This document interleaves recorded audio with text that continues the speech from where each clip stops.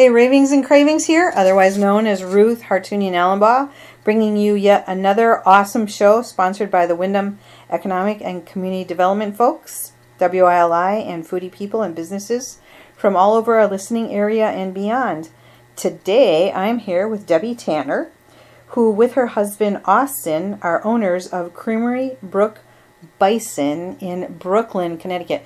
Could I say that 5 times fast? Probably not. So welcome today, Debbie. We have so much to talk about.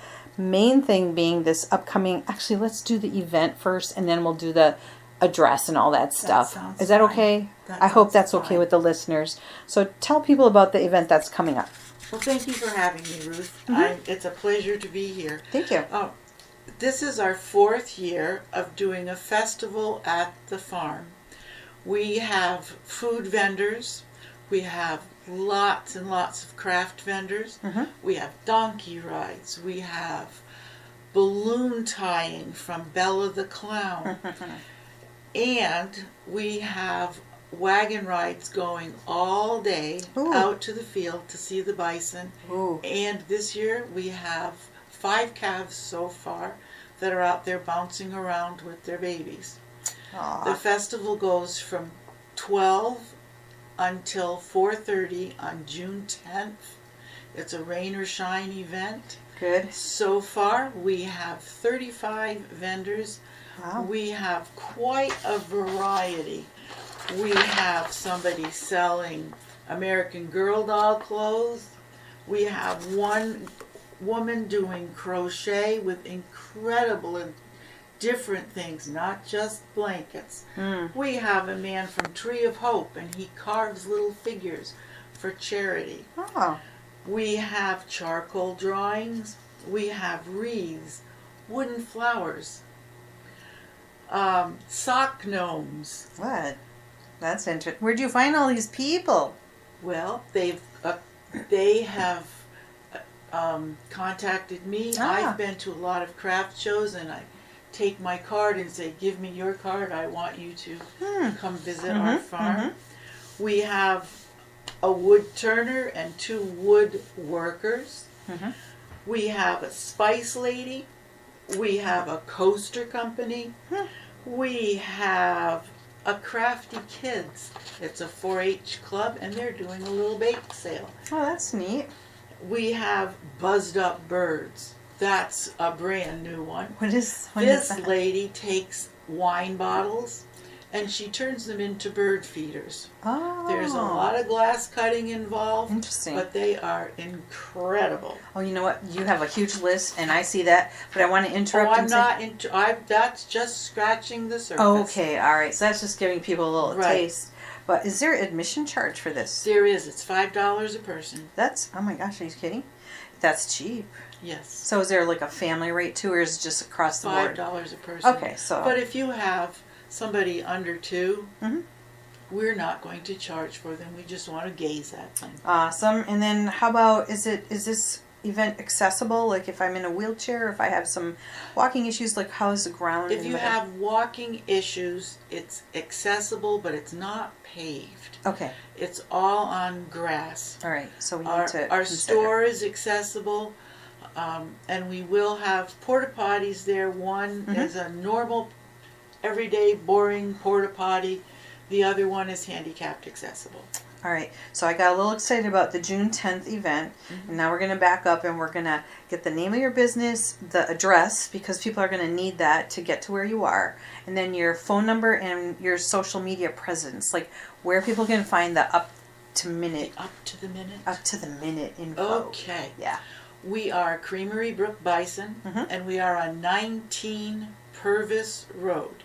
Purvis Road is a really short road. It has 2 houses on it. Oh, okay. So when GPS tells you, you have arrived, and you are at a blue house, GPS just lied to you.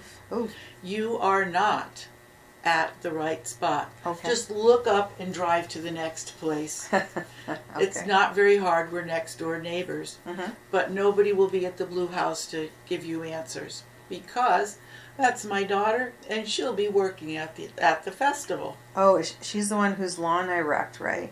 She's the lawn, but not the whole lawn. Okay, Just yeah, just a part little of the part. lawn, Ruth. Yeah, just that's, a little that's bit. another story. But Just one time. let's focus on this. Yes. So yeah. Our telephone number is 860 Mm-hmm.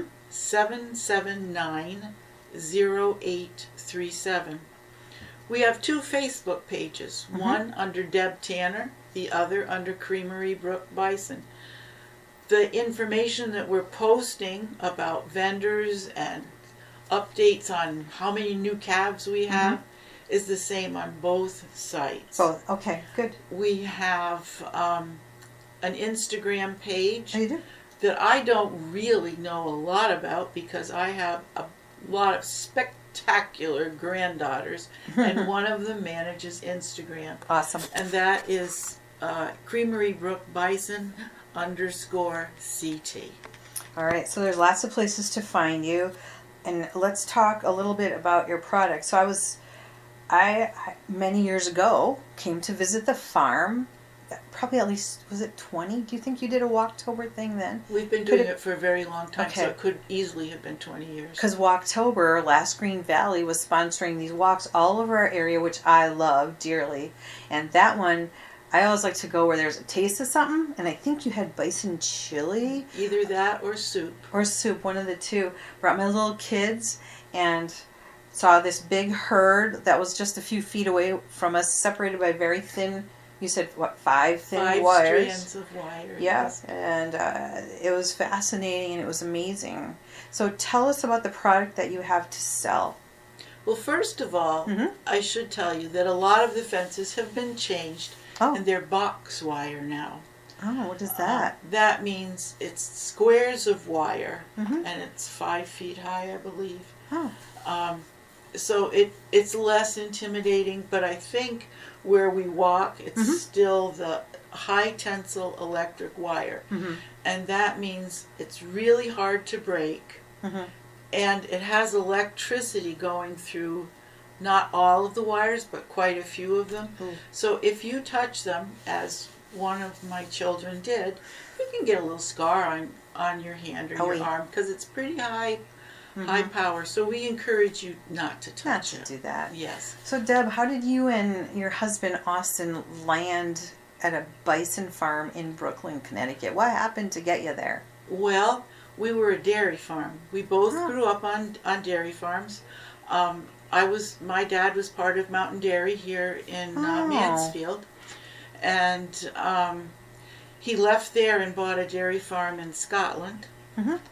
And then I met this dairy farmer on a trip to London for 4-H, and he had a dairy farm too. So we both grew up on dairy farms, and he decided one day that he was going to get a dairy farm of his own so he could make his own mistakes. Oh. And he's very good at that. And my main job is to just kind of follow him around every so often and tell him what he's doing wrong. And I'm very good at that. Wow, you found your place in the I world. did, yes. After Yes. how many years? Right. And since he was a child, he had talked about having a bison for a pet. Wow. One year, there were actually decent milk prices, so I decided that I would be the good wife and get him a bison calf. You bought I bought. A I was. gift. Oh no, no. no. I decided I would do this. Well, I started looking into it, Mhm. and it was going to cost me $600 to buy one calf. And they're very social animals, so I was going to have to buy 2. Now, at the time, we were selling dairy calves for $80 to $100. Oh, interesting. So $1,200 for 2 calves seemed a little steep. Hmm. And I came across a magazine from the National Bison Association. Oh my goodness. And it has pictures of bison, it has articles about bison. It's like the Bison Farmer's Playboy book. You can look at everything. Oh. So, I bought a membership. Mhm. The very first magazine that came, the front cover, told all about the first National Bison Association meeting that was going to be held over the summer in Missouri. Mhm. The only other thing that I really had in mind about Missouri was the Laura Ingalls Wilder Museum. Oh, yeah. And we had told our daughters we would go to Missouri to see that. Mm-hmm. Austin was all in now. He could go to the bison meeting. Woohoo! What year was? Wait, do you remember what year around when that was? Probably 1988. Okay.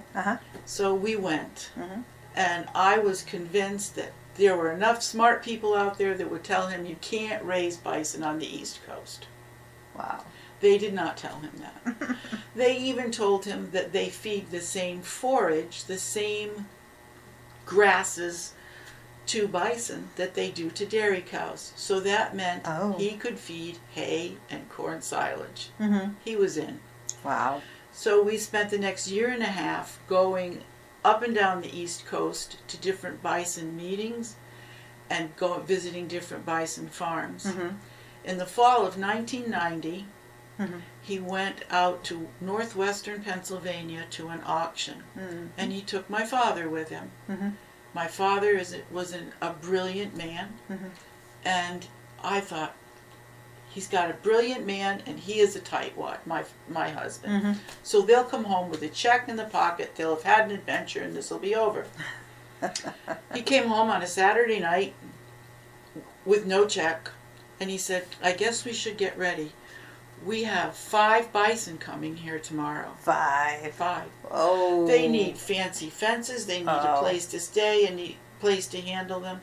We're not going to get that done by tomorrow morning on a Sunday. So he had some big calf hutches, and he put them in 2 of them and gave them a fenced area where they could move a little bit, and spent from November to the next spring getting a place ready for them. And keep in mind, he went to UConn. He had a bachelor's and an associate's degree. He studied animal husbandry. Yeah. Oh. Yes. So Austin did? Yes, he did. Wow. And it occurred to him after he bought all 5 of these animals, who were all females, that maybe he should get a bull. Maybe. So he went to Pennsylvania again, and he bought 4 more cows and 1 breeding bull. We didn't really need all those extra cows. No. But they charge by the loaded mile. Oh, really? That means no matter how much you have on there, it's going to be, back then it was $1 a mile. Wow. He didn't want to waste that money. Of course not. No. Because he's a tightwad, right? Right. So he bought 4 more cows to make sure he was getting his money's worth out of that loaded mile. So now we had 9 cows and 1 bull. Now what? Well, people saw the bison. They started knocking on our door and saying, do you have meat? We did not have meat. So we bought some from a big purveyor out in Colorado, and you put a refrigerator in what used to be the bay for my car in the garage, and started selling meat. And now we have walk-in freezer, a bunch of display freezers, and we're on a selling site called Barn to Door. Oh. And we sell out of the store. And before we knew it, we were selling burgers at the Brooklyn Fair. And now we have a concession trailer, and it goes all summer. We start in March. It's really heavy in the summer, and then we end up turning everything off in November. So do you take the trailer with you, like to different places? We go to different fairs. It will be open and selling burgers at our festival, and this weekend we'll be down at KHS Equipment in Plainfield. Next week we'll be at a plow festival in Thompson, Fort Hill Farms.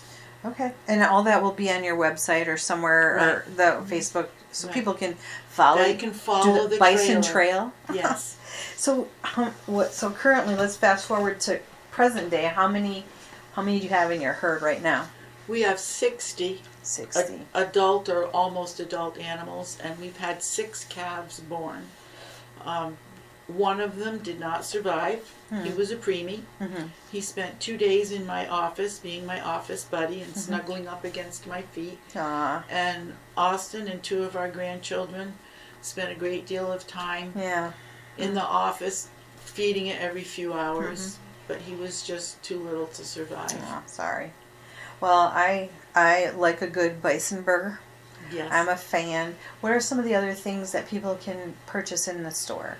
If you can get it in beef, you can get it in bison. Oh, that's a good It's rule. all the same cup. That's easy. We also have beef and pork, and we normally have chickens. We ran out. We're raising some more. And there's a restaurant in East Greenwich, Rhode Island, or as some of the people in that town say, East Greenwich, Rhode Island. Greenwich. That has just opened a restaurant called Downtown Tilly's, and they're serving some of our meat. Ooh, nice. Well, let's, for people who've joined us later, let's get the name of the business, the address, phone number, where you are on social media, and then do another plug for your June 10th event, okay? Creamery Brook Bison. It's 19 Purvis Road. Don't listen to GPS. Go to the second house, not the blue house. We are on Facebook at Deb Tanner and Creamery Brook Bison. We're also on Instagram, Creamery Brook Bison _CT. And we do have a website, creamerybrookbison.net. It needs to be updated quite a bit. And our telephone number is 860-779-0837. Great. And then June 10th, talk about that, your big event. June 10th will be our 4th Farm Festival. We'll have live music. Music too? Yes, live music. Ooh. We have a storyteller, Carolyn Stearns from Mansfield. Yeah. And she will be selling books there and telling stories. We have donkey rides, we have balloon tying, we have 35 vendors with an incredible variety of crafts. That's awesome. We'll have 4 food trucks. We'll have Woodfellas wood-fired pizza, Ra's ice cream. Oh my goodness. Maybe it's 3. And us. Well, it sounds like a festival. It sounds like an awesome event. And you said it's your 4th one. Yes. So when did the other 3 happen? We missed one during the pandemic. Yeah. Yep. So I'd have to figure that out. No, They that's were okay. all in a row, so do your math. They were 4 years. Okay. And do you make any kind of, like, I think one of my people that I interviewed a long time ago, her name is Cynthia Hebert Adams. She told me about buffalo milk cheese. That is buffalo cheese. Buffalo cheese, like yeah. Water buffalo. Yes. Oh, that's a What different. we raise is bison. There are 3 kinds of bison. Oh, here we go. Thank you. They all started from the same group of animals in the northeast part of Russia. Russia. And some of them migrated south and west into Europe, and they're called a Weissent. They're the smallest of the 3, and there are quite a few in Germany. Then the others came across when the Bering Straits was a landmass. Oh my goodness. And some of them stayed in Canada. They're the woods bison. The rest migrated south into the United States. There have been bison all over the United States. And there's still bison in just about every state, but they're not roaming freely. There are 2 places in the United States where they're free to roam. There's a spot in Alaska, and then there's Yellowstone. Of course, yeah. Yellowstone doesn't treat them for any diseases. They feed some of the herd because there are people on both sides of the issue. So there are some people who think these animals should be fed and cared for. There are others that think they should be left to do everything the way they did hundreds of years ago. That makes sense. And so they try to keep both sides happy. There used to be hundreds of millions roaming the United States. Mm-hmm. The trains went through, and that was the politically correct reason for putting people on trains and just shooting the animals and leaving the carcasses. From the train? From a train. They just take a train ride and goodness. Go see how many they could shoot in a day and just leave them there. Wow. What that actually did was take care of those pesky Indians. It starved them. It deprived them of clothing. It took away their shelter. It took away their ceremonial instruments, and because they used everything. They used every part of that animal. And it said that when the Indians were finished, the only thing that was left from a bison was its grunt. Because they grunt like a pig. They don't move. They sound more like a pig. And so the herd the national herd got down to, estimates range from anywhere from 200 to 1,000 animals. That's all left from hundreds of millions. Wow. And if you search, you can see literal mountains of just skulls, and with a man standing in front of it. And he's just minuscule in comparison to this mountain of skulls. And they would go back after nature had its way with these carcasses, and they just pick up the bones, but they never. Sometimes they would skin them for these fancy buffalo robes that they wore to outings and for lap covers in there. But the main purpose and the politically correct response to all of it was that it was to let the railroad go through. I guarantee you that if the bison saw a train coming at them, they would get out of the way. They might they might come after it, but you're not going to hurt the bison, and the bison are just going to. All that wasted burger meat. All that wasted everything that people wasted. Depended on. Yeah. And they just wasted it. Well, here we are in Willimantic. Yes. You're a 20-minute ride from here. It's so close. And if people, I homeschooled my kids, and I loved coming to your farm just for them to see everything. And tell us the hours of things, because I forgot to do that all along here. Right. So let's get that in there. Well, we took on a little charge when she was 2.5 years old. And I got kind of used to not having regular hours. So we're working on starting up regular hours again. All right. It'll be on your social media, right? Right. Okay. But if you're looking for a wagon ride, come to the festival. Yep. The wagon rides go all day, and there's no extra fee for it. It's $5 to be at the festival all day, and there's no extra fee for the wagon rides.